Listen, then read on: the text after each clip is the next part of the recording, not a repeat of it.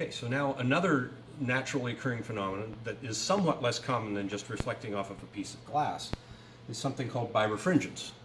This is a crystal that you will notice has a laser beam coming into it.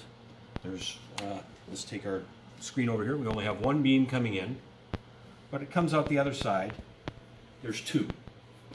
It turns out that this crystal refracts different polarizations of light in different directions. So how would we figure out that that's what's going on? I've got another polarizer here. This is one I haven't shown you before, but it's got the virtue of having little angular markings on it, so I can measure where it is. And I'm going to put it in front of the beam. Here, let's line it up a little bit better here. Whoops. Helps if you go in the right direction. So I have the two beams passing through the polarizer now. I'm at 0 degrees and I see both beams there. And now I'm going to rotate this polarizer. Let's turn off the lights now so this is seen a little bit more visibly. There you go. You can even see the glow from behind, from the scattering from the crystal going through the aperture of the polarizer. Okay. Notice that one of them has disappeared. Now I keep rotating. Now the one that disappeared is getting brighter and the other one's disappeared. Okay? So that's the basic phenomenon. One angle we get one coming through, and another angle the other comes through. So these two seem to have different polarizations. Let's turn the light on again. And what we'll notice is that the upper left one, when I'm at an angle of 40 degrees, is bright.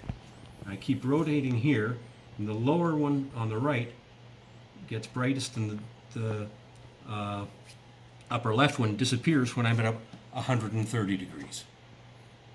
Our old friend 90 degrees again. And notice if I'm going something like halfway in between, 40, say 85 degrees, both beams are there with roughly equal intensity, or at least similar to what they are without the polarizer in place. So we're going to do a slightly different demonstration now with the same crystal that we just saw produce the two laser beams that we could make one disappear or the other, depending on how we held up the polarizer. We're going to go back, take a look at the same lovely picture from our physics today, and if I take that and I put my birefringent crystal on top of it, you'll notice there are two images, and I can rotate them with respect to each other by rotating the crystal. And again, we're going to demonstrate that those two images have different polarizations by now, again, inserting the polarizer between the camera and the crystal. So there's, I think I see one row of zeros. Now I rotate it. Suddenly it's the next row of zeros that shows up.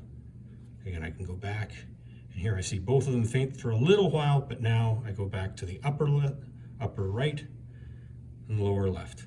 So again, those two different images have different polarizations of light, at least according to what we see with our handy dandy little polarizer.